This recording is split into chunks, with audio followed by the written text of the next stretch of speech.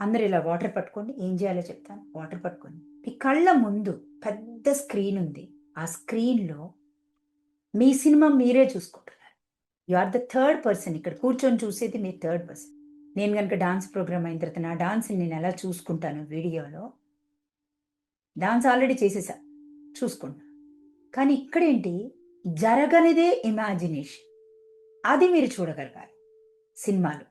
వీడియోలో గనక పెళ్లి జరిగిన వీడియో క్యాసెట్ ఎలా అబ్బబ్బా! నేనేం చీర కట్టుకున్నా, ఆ రోజు నేనెలా ఉన్నాను అని ఎలా చూస్తామో,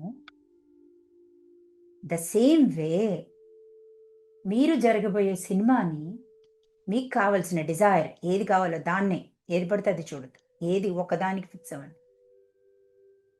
ద మోస్ట్ ఇంపార్టెంట్‌ది ఏదుందో, దేని మీద వర్క్ చేయాలని వచ్చి కూర్చున్నారో, దాంతో మొదలుపెట్టండి ఫస్ట్. వాటర్ పట్టుకొని, కళ్ళు మూసుకోండి. ఆ పెద్ద స్క్రీన్‌లో ఎలా నవ్వుతున్నారు, ఏం నగలు పెట్టుకున్నారు, లేకపోతే ఏ డ్రెస్ ఏసుకున్నారు.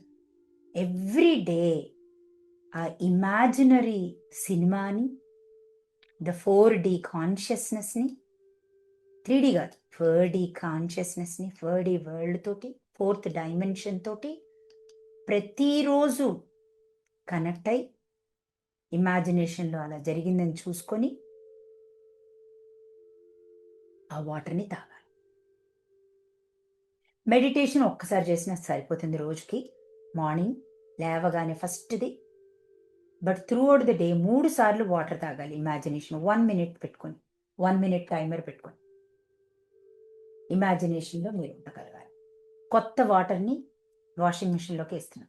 Charged water. సర్ఫ్ మురికికి సర్ఫ్ ఎలాగా సోప్ ఎలా వేస్తామో అది వాటర్.